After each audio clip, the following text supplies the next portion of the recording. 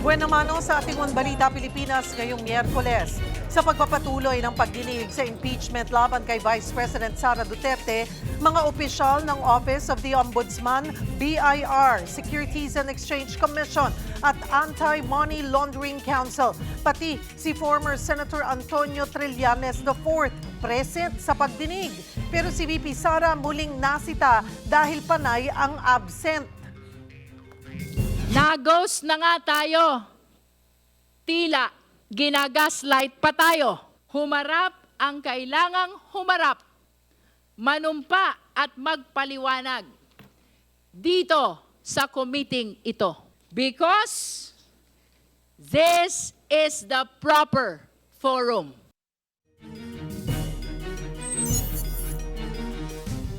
Former President Rodrigo Duterte hindi rin inaasahang dadalo sa pagdinig ng International Criminal Court sa kanyang apela sa jurisdiction ng kanyang kaso. Kampo ng drug war victims tiwalang muli itong mababasura. Two people were instrumental in making those budget decisions, Chis Escudero and Zaldico.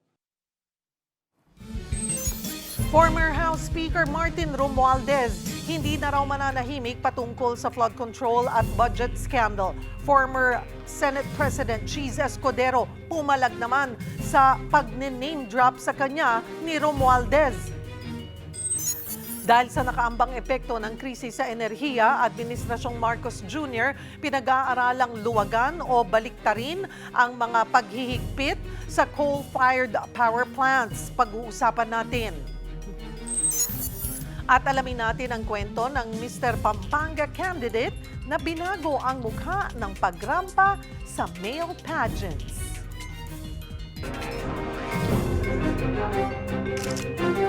Magandang taghali, Luzon, Visayas at Mindanao. Thank you for joining us. Good afternoon sa mga nanonood sa This has been my guide. Ang uting utang, kumikita sa mga utang, kumikita. Nagsana ang mga paluwa sa kanilang mga probinsya. Hola! Juan Balita, Pilipinas!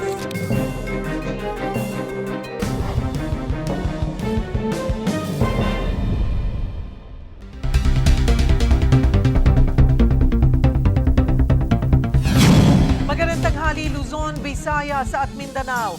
Sinimulan ng House Justice Committee sa patutsada kay Vice President Sara Duterte ang pagpapatuloy ng pagdinig sa impeachment ngayong araw. Para sa update, magbabalita si Mobile Journal, Amy Atienza. Amy, ano ang latest dyan sa hearing?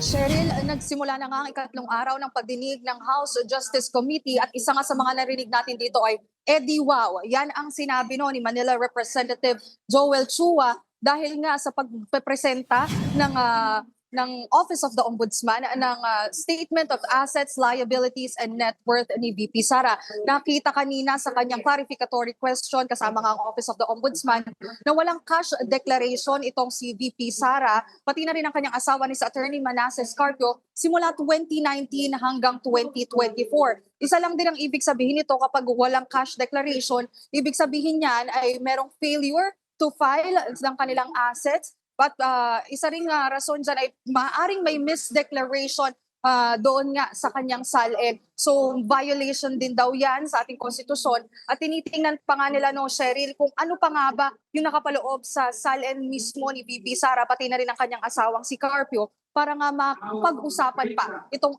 unexplained wealth ni VP Sara. Cheryl. Sino pa yung nakatakdang magbigay ng testimonya laban sa Vice Presidente?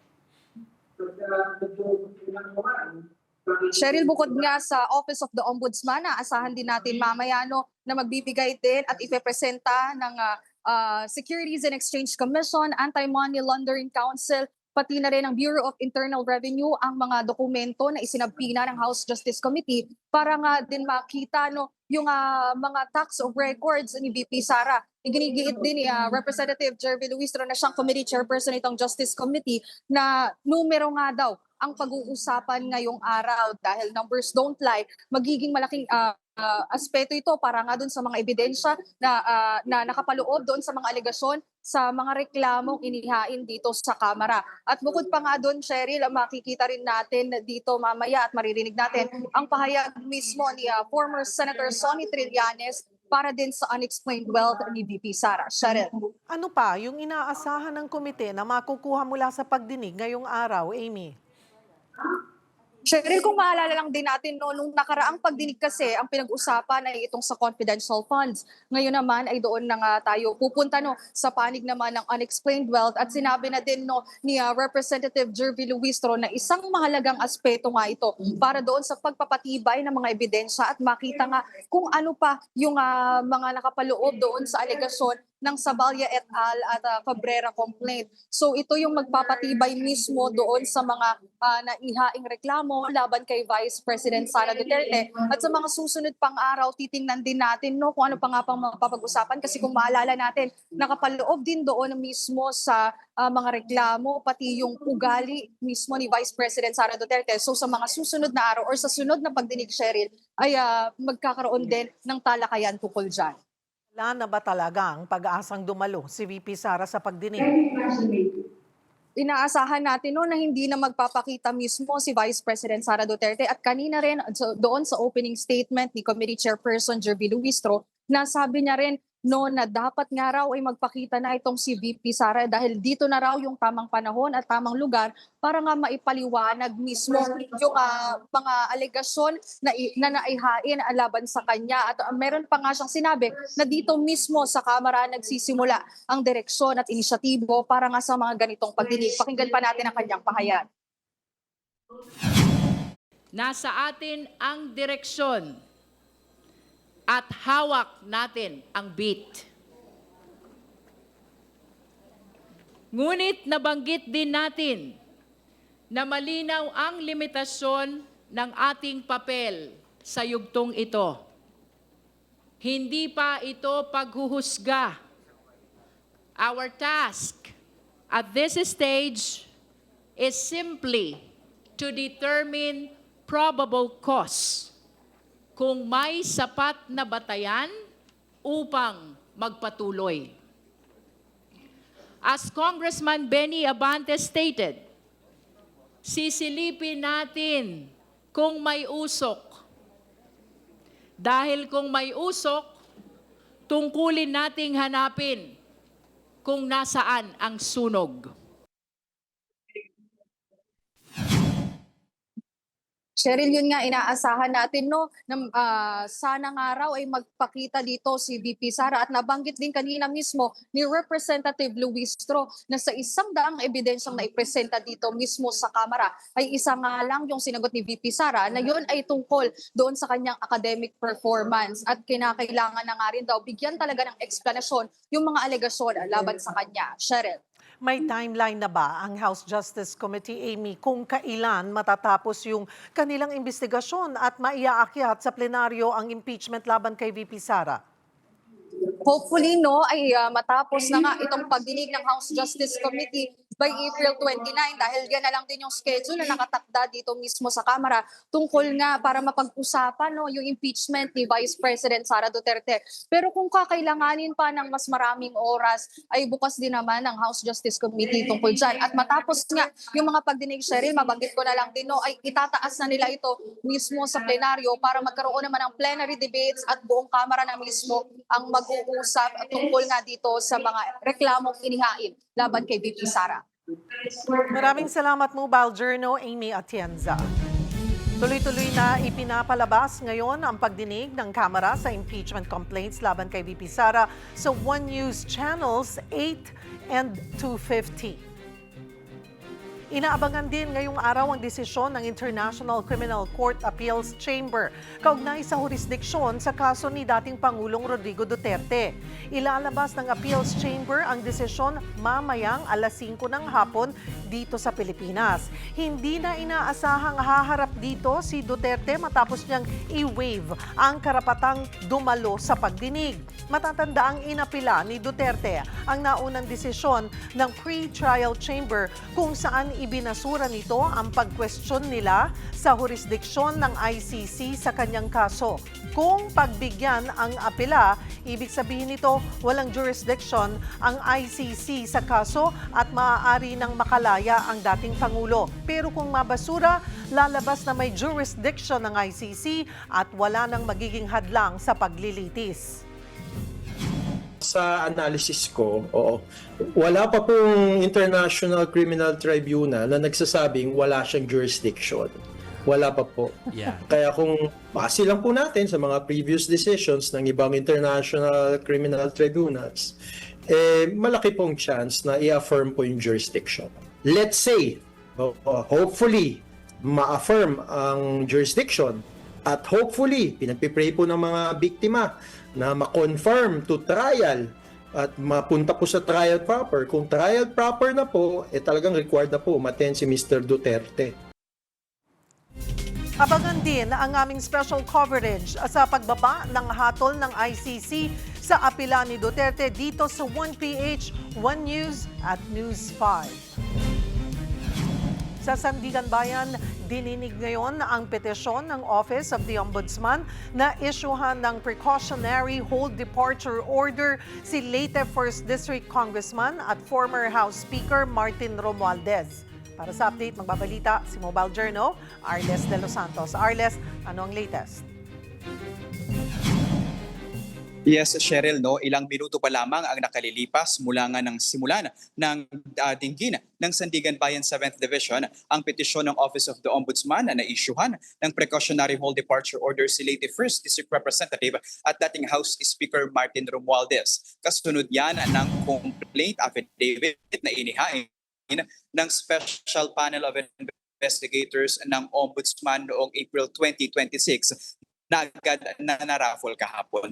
Dahil yan sa posibleng umunong paglabag ni Romualdez sa Republic Act No. 3019, scheme mula sa flood control projects ng pamahalaan.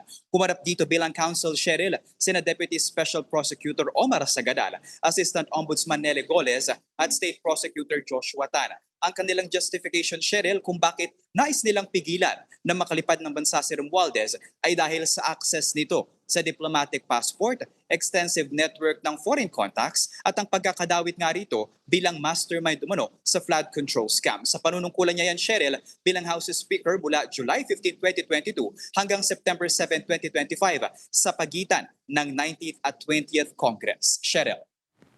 Nag-endorso rin ng Ombudsman ng reklamo laban kay Congressman Romualdez sa Anti-Money Laundering Council. May update ba dito? Cheryl, sa ngayon ay wala pang update mula doon sa Anti-Money Laundering Council kung napagbigyan na nga ba yung kanilang panawagan. Pero Cheryl, mahalaga natin na tandaan na yung hiling ng Office of the Ombudsman na ma-freeze ang mga ari-arian ng dating House Speaker ay kailangan Office of the Solicitor General ang hihingi mismo ng hakbang na ito at iaakit ito sa Court of Appeals na siya naman magdedesisyon kung pagbibigyan nga ba ang hiling ng complainant na ma-freeze ang ari-arian ni dating House Speaker Martin Romualdez. Arles, pinatutsadahan si Romualdez ni Senate Blue Ribbon Committee Chair Ping Lacson na dapat daw kasi humarap siya sa hearing. Abay, may reaction ba dito si Romualdez? Sa ngayon, Cheryl, ay hinihintay pa natin yung tugon ni dating House Speaker Martin Romualdez sa pahayag na yan. No? Pero sa kanyang video kagabi, Cheryl, ay binigyang diin naman ni Romualdez na tinanong niya pa nga, no? How can I be the mastermind? Dahil ayon sa kanya, hindi nakasalalay sa isang tao o sa Kongreso lamang ang national budget. Ipinaliwanag niya na nagsisimula ito sa executive kung saan inihahanda ng mga ahensya ang mga panukala bago isumite sa Kongreso. At sabi niya na oo, Cheryl, naging pinakamataas siya na pinuno sa House of Representatives pero isa lamang itong sangay ng pamahalaan. At ang budget proper at yung deliberasyon nito ay dumadaan sa iba't ibang mga yugto. Cheryl. Kanina rin dininig muli yung petition for bail ni former Senator Bong Revilla. May update din ba dito? Yes, Cheryl, natapos na yung pagdinig nga ng Sandigan Bayan 3rd Division doon sa malversation case ni dating Senador Bong Revilla, kung saan lumalabas nga na kahit walang pirma ni na dating DPWH Bulacan 1st District Engineer Henry Alcantara at Assistant District Engineer Bryce Hernandez, ang monthly certificate of payment ng subject proper ng kasong malversation ni Revilla ay nailabas pa rin ang 76 million pesos na pondo para rito. Ayan nga ang lumutang sa pagharap ng prosecution witness na si Genevieve Quaresma, Finance Director ng DPWH sa 3rd Division ng Sandigan Bayan. Kaugnayan ng umano'y Ghost Flood Control Project sa Pandibulacan na nagkakahalaga ng kabuuang 92.8 million pesos, Cheryl. No? Ani Quaresma, kaduda-duda, Cheryl, at illegal at hindi dapat na-release ang monthly payment sa contractor nitong Sims Construction dahil wala nga yung pirma ng dalawang naturang pinakamataas na opisyal ng Bulacan 1st District Engineering Office. Lumutang din yung pangalan ni na Engineer JP Mendoza na dating Chief Construction Section ng DPWH Bulacan at si RJ Dumasig na Project Engineer ng naturang proyekto. Kailangan kasi, Cheryl, na nakapirma ang mga ito bago ma-release yung pondo, no, na kahit nga may mga questionable dito sa bahagi at kailangang requirement ay nailabas pa rin yung mga pondo. Bukas, Cheryl, ay aasahan natin kung haharap nga ba, bukas ay inaasahan natin nahaharap nga si dating DPWH Undersecretary Roberto Bernardo dito sa Sandigan Bayan. Cheryl. Maraming salamat, Mobile Journal, Arles de los Santos. Sa iba pang balita, tuloy ang bigayan ng 5,000 pisong cash aid sa mga jeepney at tricycle drivers sa Las Piñas. Yun nga lang, mayroon pa rin hindi nakakuha ng pera. Para sa detalye, live na magbabalita si Mon Gualvez. Mon? Yes, Cheryl, maagang umarangkada ang special payout ng cash relief assistance ng DSWD dito sa Las Piñas City para nga sa mga apektadong jeepney tricycle drivers. Ang problema ay yung nabanggit mo, hindi pa rin maubos-ubos yung mga nakailang balik na pero bigo pa rin makakuha ng 5,000 pisong ayuda. Mabilis na puno ang loob ng Aguilar Sports Complex na mangkukuha ng cash aid. Ang ilan sa kanila nakatatlong balik na at ngayon lamang sumakses na mapasama sa listahan. Sabi ng DSWD, para sa mahigit 2,000 jeepney at tricycle drivers ang kanilang payroll o nakatakda nilang i-release na cash aid ngayong araw. Bukod sa mga unclaimed, marami daw dito yung nadagdag sa listahan mula nung unang beses na magsimula ang payout. Ang iba raw kasi riyan, walang kinabibilangan na toda at individual lamang na namamasada pero rehistrado naman sa lokal na pamahalaan. Pero kung marami ang napasama na sa listahan, meron pa ring nabigo sa validation pa lang. Wala kasi uli ang kanilang mga pangalan kahit bit-bit pa nga nila yung napakaraming dokumento na magpapatunay na sila yung mga lehitimong tsuper ng jeepney at tricycle sa lungsod. Hindi pa rin nawala yung aligasyon ng ilang driver na may napasama muli sa listahan na pawang mga patay na at may nakailang ulit pa raw. Sa huli, kinukuha na lamang uli ng DSWD ang mga pangalan nila para madagdag sa susunod na payroll. Yung iba, Cheryl, binibigyan na lamang ng ganitong klaseng papel or leaflet na mayroong QR code at ito na lang pinapascan yung QR code para nga dito sila makapag-register at makapag-fill out ulit ng kanilang mga pangalan para nga mapasama na sa listahan. Ang sinasabi naman ng DSWD, ang pangako nila, mabibigyan naman daw lahat ng mga apektadong tsuper. Sa panahon ngayon ng krisis, nagkataon lamang na may mga kailangan pang i-verify at saka i-validate at asahan daw at antayin yung susunod na payout schedule. Sa ngayon kasi para sa mga jeepney tricycle drivers, so magkakaroon pa muna ng batches para naman sa mga TNVS at mga motorcycle taxi riders bago ulit bumalik dito sa mga jeepney at tricycle drivers na hindi ulit napasama sa listahan. Cheryl. Maraming salamat, Mon Gualvez. Umaaray ngayon sa pagkalugi ang mga nagbebenta ng solar devices. Kung bakit magbabalita si Mobile Journal, Fatima Baduria. Maniniwala ka ba na kahit mataas ang demand sa solar, matumal pa rin daw ang bentahan? Ilang linggong sumigla ang bentahan ng solar devices sa Raon, Quiapo, Maynila nung kumalat ang fake news na mawawalan ng kuryente sa bansa dahil sa energy crisis. Last few weeks, siguro nung bago magsemana Santa, malakas naman siya. Nagpanik ang mga tao siguro na pili ng mga solar. Kaya yung mga price ng solar na puhunan, tumaas talaga. Yun nga lang, matapos pabulaanan ng fake news, biglang tumumal na rin ang negosyo sa Raon. Idagdag pa dyan na bigla ring nagmahal ang mga presyo dahil sa naunang demand. Itong solar-powered light, dating 1,600 pesos pero ngayon ay 2,100 pesos na. Nagmahal na rin itong solar panels. Kung magsiset up kami ng 4 na panel, ang setup namin dati is 125, ngayon aabot na siya ng 180. Kasama na installation. Laking pasalamat na lang daw nila na may pailan-ilan pa ring namimili. Sino ba naman kasi ang ayaw makamenos sa bill? Wala kang suki, wala. Ganun. Tamang pangpalengke lang. Ongoing naman ang pagtitinda natin kahit matumal. Mga kapatid, Mobile Journal Fatima Baduria po hatid ang muka ng balita. Inaasahan pa rin ng Department of Energy na tataas ang demand sa kuryente ngayong tag-init. Pero tiniyak ng ahensya na sapat ang supply at reserba. Kasabay ng pagtaas ng demand at pabago-bagong presyo, pinag-aaralan ng administrasyon ang posibleng pagluwag o pagbaliktad ng moratorium sa mga bagong coal-fired power plants. Kaugnay niyan, makakausap natin si DOE Undersecretary Mario Marasigan. Magandang tanghali po sa inyo, Yusek. Salamat po sa oras. Magandang tanghali po sa ating lahat, lalong-lalo na po sa ating mga taga-subaybay. Yusek, ano po ang kasalukuyang kalagayan ng power supply sa bansa ngayong tag-init? Maraming salamat po, pero sapat po ang ating supply ng kuryente ngayong summer season sa bansa.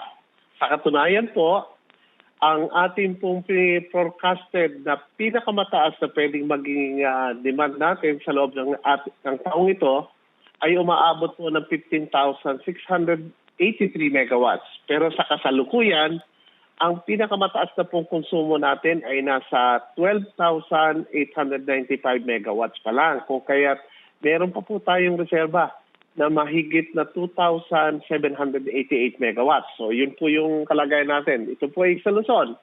Sa Visayas naman po, meron po tayong projection na 3,115 megawatts pero nasa 2,500 megawatts pa lang po ang ating demand.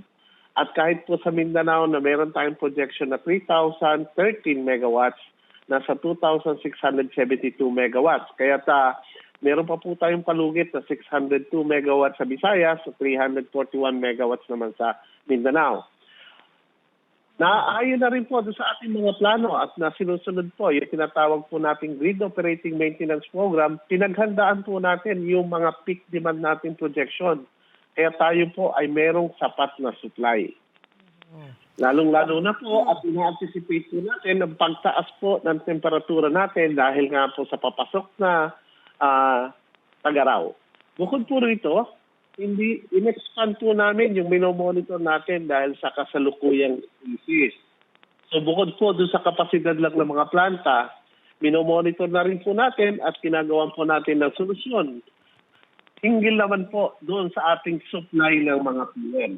So ginagarantiyahan din po natin na meron po tayong sapat na fuel para sa ating mga planta. Okay. Salamat po. Opo, so Yusek, yung posibilidad ng yellow or red alert sa mga susunod na linggo, malayong mangyari ito?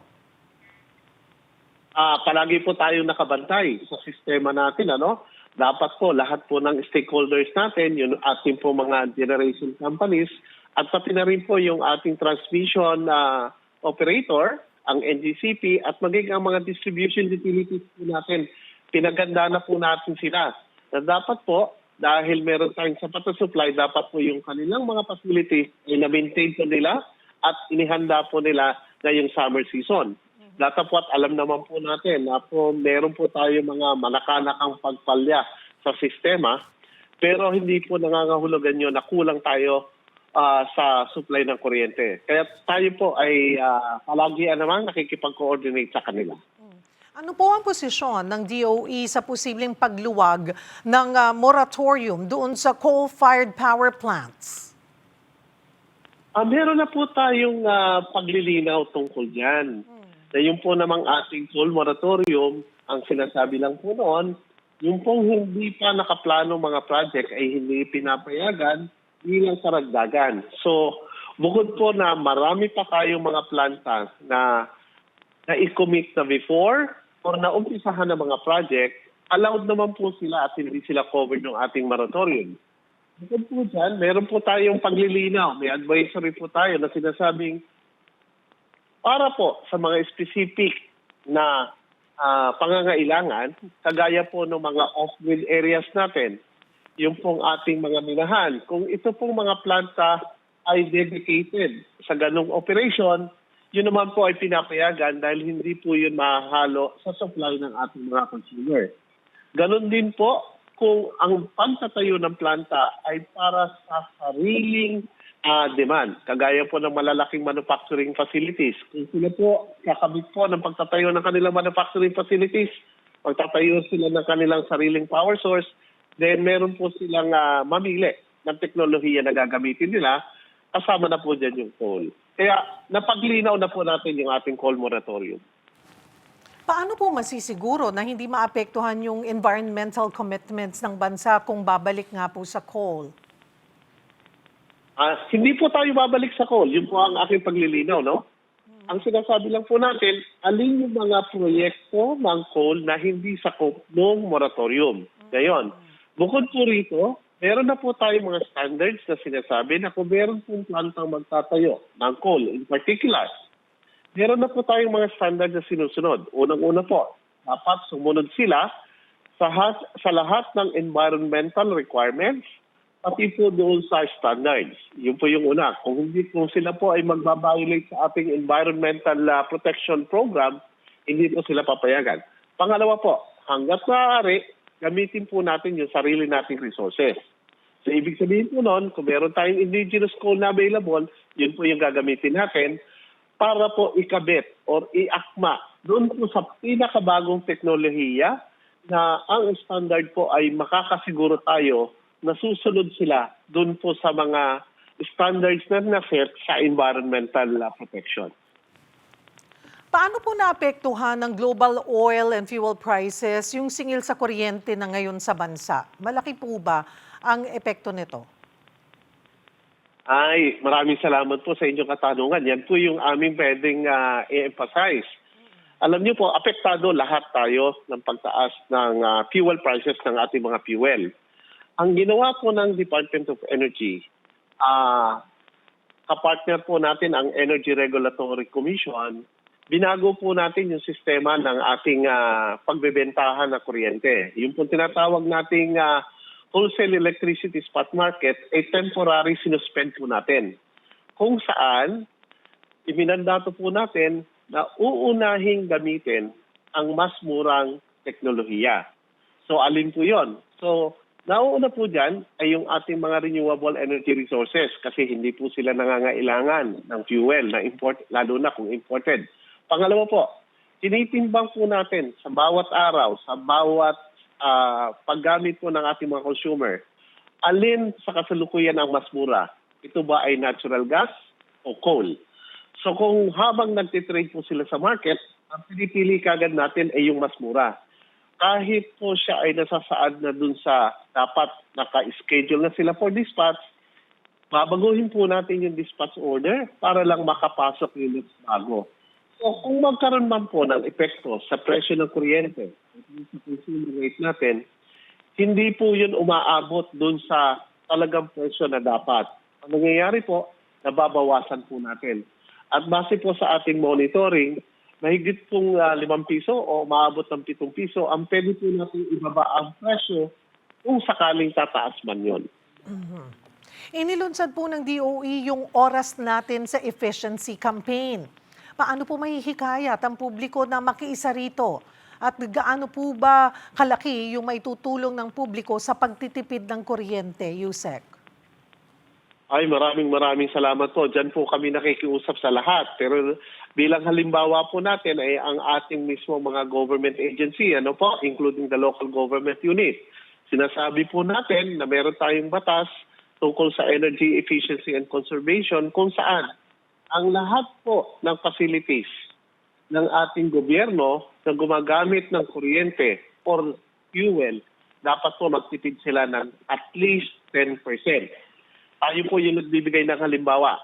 At yan po ay minomonitor, ino-audit po ng Department of Energy ang kanilang pagsunod doon. Pangalawa po, hinihikayat po namin na gumamit sila ng tinatawag po nating mga embedded at distributed energy sources. Kagaya po na mag-apply sila ng net metering concept kung saan maglagay po sila ng solar sa kanilang mga bubong dahil yun po ay isang paraan ng pagtitipid ng pagkonsumo natin sa kuryente.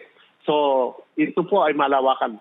Huling-huli po, sinasabi natin, nasanay na tayo sa pagtitipid yung pong wastong paggamit ng ating resources. So, isinasama po lang natin ang mga tamang paraan kung paano tayo makakatipid. Ito man ay sa liquid fuel, sa paggamit ng ating mga sasakyan, o pagkonsumo natin ng kuryente sa ating mga bahay. Ano po ang inyong mensahe sa mga consumer USEC tungkol sa pagtitipid at responsableng paggamit ng enerhiya? Maraming salamat ulit sa pagkakataon. Mga po kayo, kami po ay nakikiusap at sana po lahat ay makiisa. Hindi lang naman po ang ibig sabihin yan ay nagtitipid tayo ng kuryente. Pero dahil alam po natin na tumataas ang lahat ng presyo, hindi na rin sa current situation natin, dahil po doon sa Middle East crisis, yung pong ating pagtitipid ng konsumo ay makakatulong po sa ating bansa. Pangalawa po, hindi naman po mahirap ang magtipid. Ito lang po ay dapat malaman natin yung mga paraan kung paano tayo pwedeng mabawasan ang konsumo natin ng energy, both sa fuel at sa electricidad. So, pangmalawakan po ang aming panawagan na sana po makiisa ang lahat na magkaroon ng efficient consumption ng ating enerhiya. Maraming salamat po. Maraming salamat po, USEC Mario Marasigan ng Department of Energy. Apektado ng legal dispute ang isang malaking business family na nangangasiwa sa ilang power utilities sa bansa. Narito ang report. Hindi muna tuloy ang annual shareholders meeting ng First Philippine Holdings na nakatakda sana sa May 28. Ang dahilan, agawan sa kontrol ng grupo sa pagitan ng mga miyembro ng Lopez family na ilang linggo nang pinag-uusapan. Sa gitna ng iringan, ang mga probisyon sa dalawang malaking deal na binansagang poison pill. Pebrero ngayong taon, bumoto ang majority ng board ng Lopez Incorporated para tanggalin si Frederico P. Lopez bilang presidente. Nanguna rito ang mismong pinsan niyang si Eugenio Gabby Lopez III. Ang Lopez Inc. ay isang private family holding na kumokontrol sa isa sa pinakamalaking conglomerate sa Pilipinas. Pero nakakuha ng court injunction si P. para harangin ang pagpapatalsik sa kanya. Kaya mananatili siya sa pwesto habang dinidinig ng korte sa Mandaluyong ang kaso. Sa corporate practice, ang poison pill ay isang probisyon na nagpapahirap sa pagpapalit ng management o ownership. Ang ideya kasi rito, kung sino man ang magtatangka magpuwersa ng pagbabago, parang lalaklak ng lason dahil sa abala at sakit ng ulong dulot nito. Ang sigalot, nakatuon sa dalawang transaksyon ng First Gen na pinamumunuan ni P. kasama ang prime infrastructure ni Enrique Razon. Noong 2025, ibinenta ng First Gen ang 60% stake nito sa mga gas-fired power plants sa Prime sa halagang 50 billion pesos. Bukod pa dito, nag-invest ang First Gen ng 62 billion pesos para sa stake sa hydropower projects ng Prime, ang dalawang pump storage facilities sa Rizal at Laguna. Pero ang matindi, kung matatanggal si P. bilang CEO ng First Gen o kung matalo ang kanyang team sa board control, may karapatan ng Prime Infrastructure na bilhin muli ang natitirang stake ng First Gen nang may 25% discount. Ang implikasyon nito sa mga hydropower projects sa Rizal at Laguna, aabot ng 15.5 billion pesos ang potential loss o lugi. Sa mga gas plants naman sa Batangas, dagdag na 8 billion pesos pa. Kaya ang total exposure ay nasa 23.5 billion pesos. Lumalabas din ngayong linggo na ang 25 billion peso loan guarantee ng BDO para sa nasabing hydropower deal ay may kaparehong kondisyon. Ibig sabihin, gusto rin nila na manatili si P. sa pwesto. Gate naman ng paksyon ni Gabby, hindi na i-disclose ang poison pill na ito sa buong board o sa stock exchange. Matuturing umano ito na self-dealing. Depensa naman ng First Gen, si Razon mismo ang humiling ng mga clause na ito at sumusunod sila sa disclosure rules pagdating sa timing ng paglabas ng impormasyon. Sa ngayon, wala pang inaanunsyong bagong petsa ang First Philippine Holdings para sa kanilang shareholders meeting. Mga kapatid, Mobile Journal Ivan Taringki po hatid ang muka ng balita.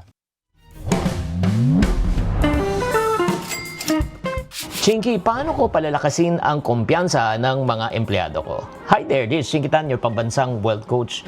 Alam niyo, sa maraming negosyo po ngayon, iisang common problem na napapansin ko. Yung kulang yung confidence ba ng empleyado. Kahit na magaling sa skills Sa katunayan nga may pag-aaral po, 1 sa 3 empleyado ang nakakaranas ng mababang self-confidence pagdating sa kanilang trabaho kahit may kakayanan sila.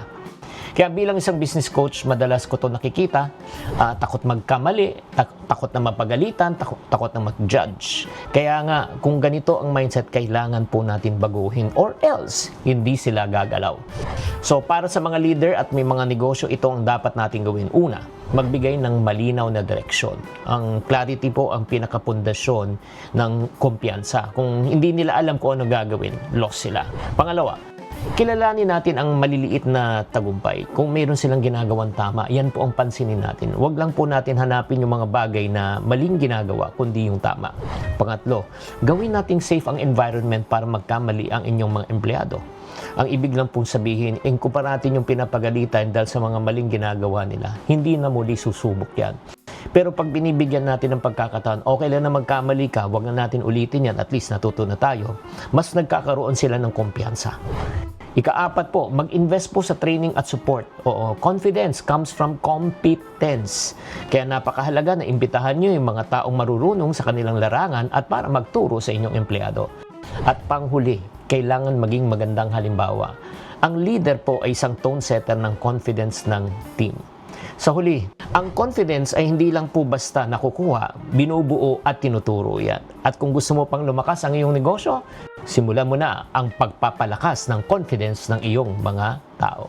Sana nabigyan kita ng karunungan at kaalaman, tatandaan, tamang karunungan at disiplina ang susi sa pagyaman. Susunod, Naga City Mayor Leni Robredo muling iginiit na wala na siyang anumang plano na tumakbo sa pagkapangulo o anumang national position sa 2028. Yan at iba pa sa pagbabalik ng One Balita, Pilipinas.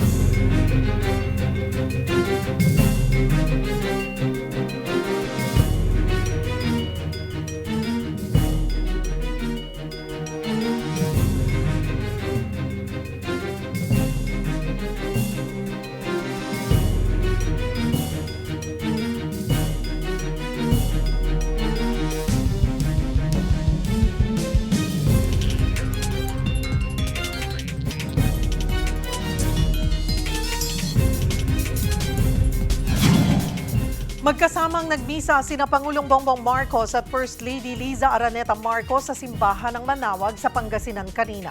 Para bigyan ng mukhang balita, Mobile Journal, Julie Baiza.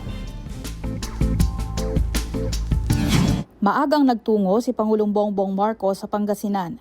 Kasama si First Lady Liza Araneta Marcos, dumalo sila sa 100th anniversary ng canonical coronation ng Nuestra Señora del Rosario de Manawag. Si PBBM din mismo ang nag-abot ng korona para sa imahen ng Our Lady of Manawag. Bukod sa first couple, kasama rin sa pagtitipon si DAR Secretary Conrado Estrella at mga lider ng simbahan. Wala nang ibinigay na pahayag ang Pangulo pagkatapos. Pero una nang sinagot ng palasyo si dating presidential spokesperson Harry Roque kasunod ng aligasyon nitong hindi totoong nakakulong sa Czech Republic si Zaldico. Ang Pangulo po ay nagsalita na. Si Secretary Vida ay nagsalita na rin. So bakit po ba natin paniniwalaan ang isang fake news peddler? Nagpaliwanag din ng palasyo kung bakit hanggang ngayon wala pang inilalabas na larawan o video ng pagkakadakip Kiko dahilan para umusbong ang mga espekulasyon. Kasi mayroon pong ibang country na involved. So maingat po ang gobyerno sa pagbibigay ng anumang anunsyo. Hayaan na lamang po natin na magtrabaho ang ating gobyerno. Ang iba pang detalye kay Ko, ipinauubaya na kay Justice Secretary Frederick Vida na una nang nagsabing tutungo sa Prague para pangasiwaan ang pagpapabalik kay Ko sa Pilipinas. Mga kapatid, Mobile Journal Julie Baiza po, hatid ang mukha ng balita. Tinatalakay ngayon sa Senado ang panukala para hindi maabuso ang contractualization. Magbabalita si Mobile Journal Merrimon Reyes. Merrimon, ano na ang latest dyan? Cheryl, sa nagpapatuloy na pagdinig ng Senate Labor Committee na laman ng komite at uminit dito ang ulo ni Committee Chairman Senator Raffy Tulfo na tuloy-tuloy pa rin daw at talamak ang abuso lalong-lalo na sa mga endo at contractual employees. Ang masaklap pa dito, meron pang bagaman may reports na mula sa isang establishmento o kumpanya na may labor abuse, meron daw nagiging pagkukuntsaba ang inspektor ng DOLE sa kumpanya at ang masaklap dito, wala pa raw nagkakaroon ng ng consequences, wala pang nahaharap sa mga consequences. At ang sinasabi dito ng DOLE, gagawin daw nila, magkakaroon sila ng follow-up na inspeksyon at sisiguruhin nila na mananagot itong mga inspektor na kung makikita at mapapatunayan na mayroong pang teamwork na ginagawa sa kumpanya para hindi lumabas yung violations, sisiguruhin daw nila na mananagot ang mga ito. Kinumusta rin ng komite ang lagay ng tupad tuloy pasada na ginagawa ng DOLE para makatulong naman sa mga tsuper. Pero ang sinasabi dito ng ni Senator Raffy, bakit daw sa mga jeepney drivers pa lang napupunta itong ayuda? Ito kasi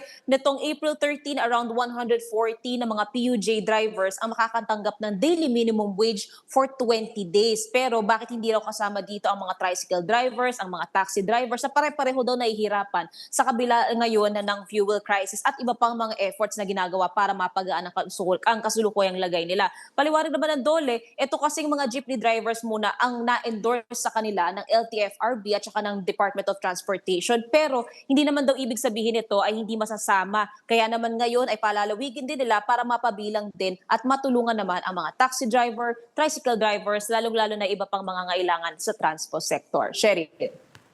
Napag-usapan din yung panawagan ni Senate Ethics Committee Chair JV Ejercito na magkusa na si Senator Bato de la Rosa na huwag tumanggap ng sahod. May update ba dito? Sherry, lang sabi ni Ethics Committee Chairman Senator JV Ejercito, hanggang ngayon wala pa rin daw siyang contact or communication kay Senator Bato de la Rosa. Pero para raw mapagaan o kaya ma-address ka kahit papaano itong kaso nga or yung issue na may kinalaman sa extensive absence si Senator Bato since November last year, apela niya na i-waive na muna ni Senator Bato de la Rosa yung pagtanggap niya ng kanyang sahod pati ng allowances. Ito rin daw ay kung sakaling gagawin ni Senator Bato, maaaring maging basihan para mabasura yung ethics complaint laban sa kanya. But then again, ito ay nakadepende pa rin daw sa magiging desisyon o magiging usapin ng committee members ng ethics dahil nga hindi lang naman daw yung issue ng sahod ang pag-uusapan doon sa ethics complaint, kundi yung dereliction of duties kung saan dahil nga physically absent dito sa Senado si Senator Bato, hindi nito nagagampanan ng maayos ang kanyang papel. Pero as of now, wala pa rin daw silang communication dito kay Senator Bato. Cheryl. As we speak, ay nagpapatuloy yung pagdinig ng House Justice Committee dito sa impeachment complaints laban kay Vice President Sara Duterte. Hindi pa man ito nakakarating sa plenaryo ng Kamara, ay nagsabi na si Senate President Tito Soto na pinaghahandaan na ito ng Senado. So anong paghahanda na ang ginagawa? At ang tanong ng ilan, hindi pa ba masyadong maaga? Cheryl, ang sabi ni Senate President Tito Soto kahapon, may impeachment daw or wala. Parte raw ng mandato, parte raw ng job order ng Senado, maging ng mga departamento nito ang maging handa sa kahit na anong posibilidad na mangyayari. Kasama na rin dyan itong inaantabayanan nga na impeachment na kapag nagkaroon na ng botohan mula sa Kamara at may akyat na raw dito sa Senado impeachment complaint laban kay Vice President Sara Duterte, alam na raw nila kung ano ang kanilang gagawin. Hindi raw sila magkakagulatan. Ang sabi naman ni SP kahapon, siya maging ibang mga miyembro daw ng majority bloc, ang nagiging paghahanda nila ngayon ay yung refreshing, yung review ng impeachment rules, ng rules of court para alam nila kung paano nila i-approach muli ang impeachment kapag magpo-proceed na dito. Pero mahirap para magsalita ng tapos dahil nga inaantabayanan muna nila kung ano ang magiging boto ng Kamara. Pero kung sakali man na matransmit na ng Kamara papunta sa Senado ang impeachment, they will proceed forthwith. At alam naman daw ni SP Soto ang ibig sabihin ng forthwith. Kaya as early as first week daw ng May o May 4, pagbabalik ng sesyon, kapag sa linggo na yan, mai-transmit na yung impeachment dito sa Senado, pwede na raw silang makapag-convene at matagal na ang 2 linggo hanggang 1 buwang paghahanda bago magsimula na talaga ang impeachment proceeding dito naman sa Senado. Cheryl. Maraming salamat, Mobile Journal, Mary Mon Reyes. Muling iginiit ni Naga City Mayor at former Vice President Leni Robredo na wala siyang planong tumakbo sa national position lalo na sa pagkapangulo sa 2028. Sa panayam sa local radio station na RMN 91.1 DWNX Naga, kinumpirma mismo ni Robredo na malaki ang tsansang tumakbo ulit siya bilang mayor sa Naga. Alam naman daw niya na may mga nag-uudyok sa kanya na tumakbo ulit sa pagkapangulo. Pero marami pa raw siyang trabaho sa Naga na kailangang tapusin.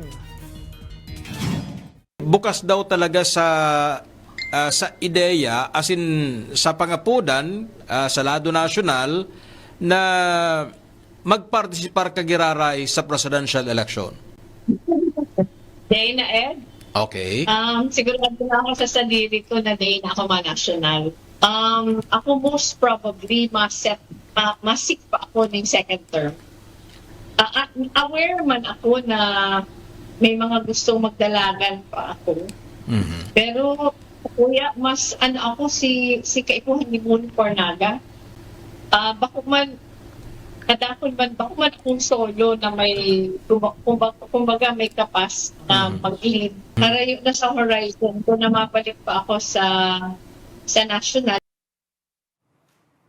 Ang former running mate ni Robredo noong 2022 elections na si Senator Kiko Pangilinan, iginagalang daw ang desisyon ng alkalde. Pero umaasa si Pangilinan na magbabago pa ang isip ng itinuturing nilang pinakamalakas na pambato ng oposisyon. Nagulat din daw si former Senate President Franklin Drilon sa pahayag ni Robredo. Hindi raw kasi ito nabanggit ng alkalde sa huling meeting nila. Pero kung desidido na raw talaga si Robredo, ayon kay Drilon, posibleng sina Senator Risa Ontiveros, Senator Bam Aquino o Pangilinan ang magiging standard bearer ng oposisyon.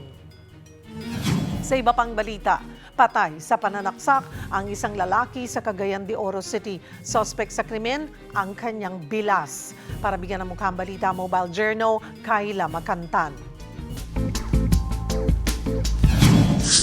Sa pananaksak na uwi ang plano ng isang lalaking makipag-ayos sa kanyang matagal ng kaalitan sa Cagayan de Oro City.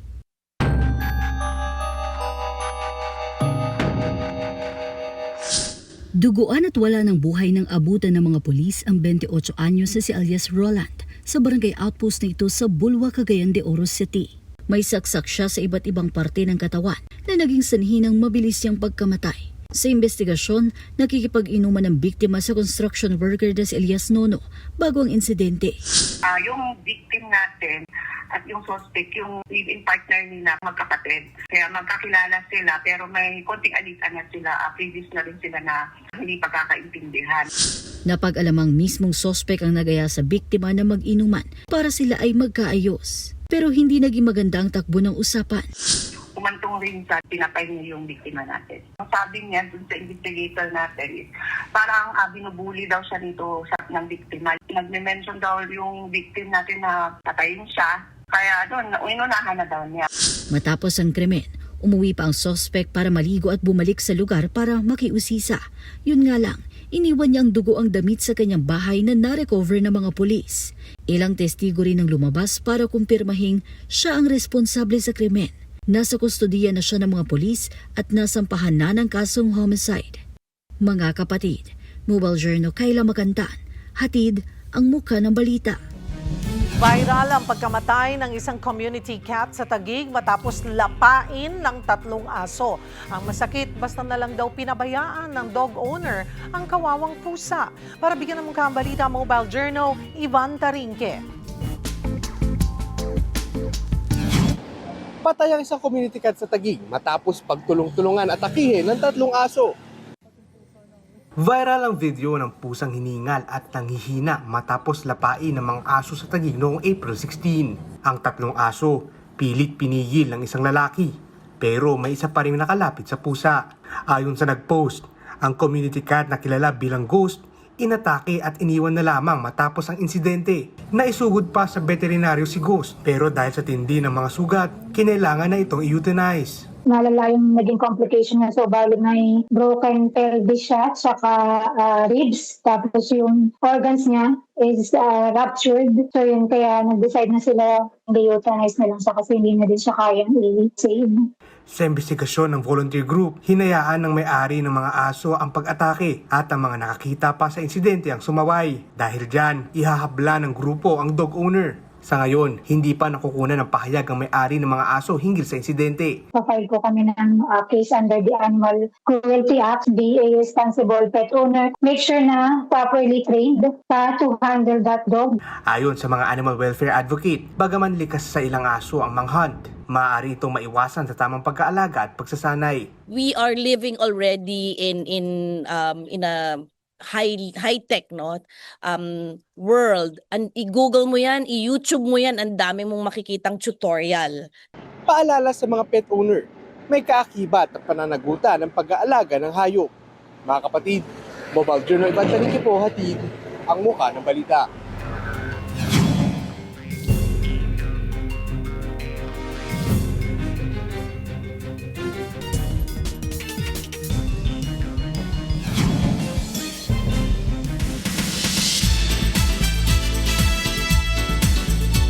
Hola mga kapatid, nandito na nga tayo sa Primetime Club event kung saan i-unveil na nga sa press ang cast ng Asikitan Prog at My Best Friend Eman. At syempre mamaya makakasama na natin sila, makakabalitaktakan na natin dahil next week mapapanood na nga ang dalawang show na ito sa Todo Max Primetime 5 ng TV5. Pero bago yan, ngayong linggo, matatapos naman po ang action seryeng Totoy Bato. At syempre may kwento tungkol dyan ng ating mobile journalist na si Francis Rivera.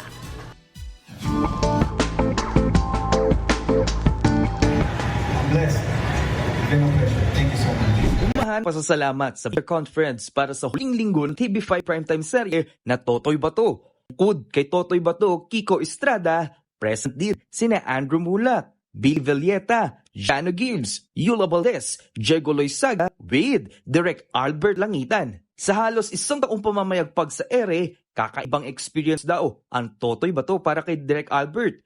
Pinuri niya ang naging improvement ni Kiko mula sa Lumuhod Ka sa Lupa hanggang sa Totoy Bato.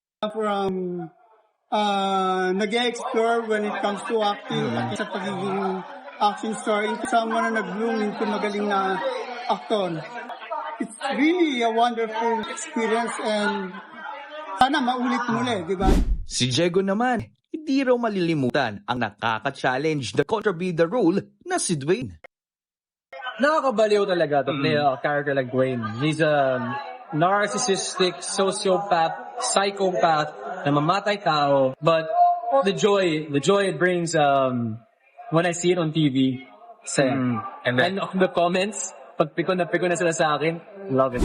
Sa pagbabakas, abangan ang jam-pack na aksyon, matitinding eksena at batuhan ng linya habang nakikipaglaban si Totoy para makamit ang hustisya. Maraming salamat na sundan nyo kami, sinbaybayan, minahal, simula umpisa hanggang dulo. At sana, huwag kayong bibitaw hanggang sa pagtatapos natin.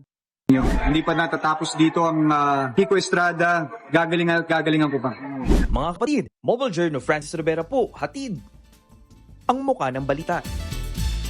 At ito pa sa iba pang showbiz news, ngayong araw mapapanood na nga ang inaabangang biopic Years in the Making ni Michael Jackson, ang Michael, at star-studded ang event na iyan. Sino-sino nga ba nakita natin dyan? Yan at ang iba pa sa report na ito. In their best MJ looks, ang ilang Pinoy hardcore fans sa advanced screening ng highly anticipated biopic ng King of Pop na si Michael Jackson sa Mandaluyong kagabi.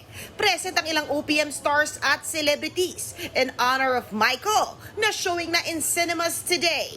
Spotted nga ang touching father-daughter moment ni Dingdong Avanzado at Project Loki star Jada. Favorite daw nila as artists si MJ. The very first album I bought with my own money was Off the Wall by Michael Jackson.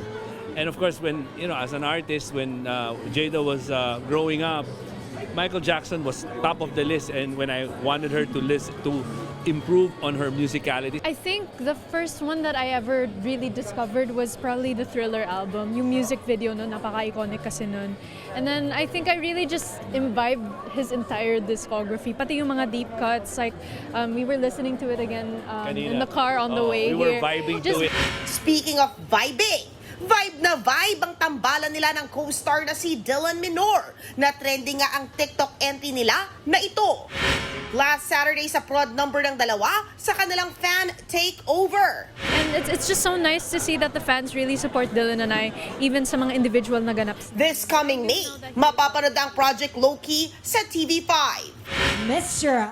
Rampa kung rampa, deadma sa mga umiintriga. Yan ang mindset ni RJ Perkins, isa sa mga kandidato ng Mr. Pampanga na nag-viral sa pagrampa niya sa swimwear competition last weekend. I walked onto that stage showing who I am and what I want to show off to the world. But other than that, as soon as the swimmer pageant ended, I didn't really expect anything. And then I woke up to a bunch of notifications. Malaking bagay raw para kay RJ na makita ang mga positive comments tungkol sa kanyang ginawa. Lalo't first pageant niya ito. Sa mga basher naman ni RJ at nang babody shame sa kanya, may paglilinaw ang kandidato mula sa Angeles City. Prior to me joining this, I was bulking up so much because I wanted to put on so much muscle mass. And now it's more of in the cutting stage. Now I have to cut it. So basically it's water weight, cutting calories and everything. Bago pasukin ng pageantry, naging trainee for a P-pop group noon si RJ. Matapos ito, umuwi siya sa Canada para magpahinga at makapag-isip sa gusto niya pang gawin. Pero now, he's back.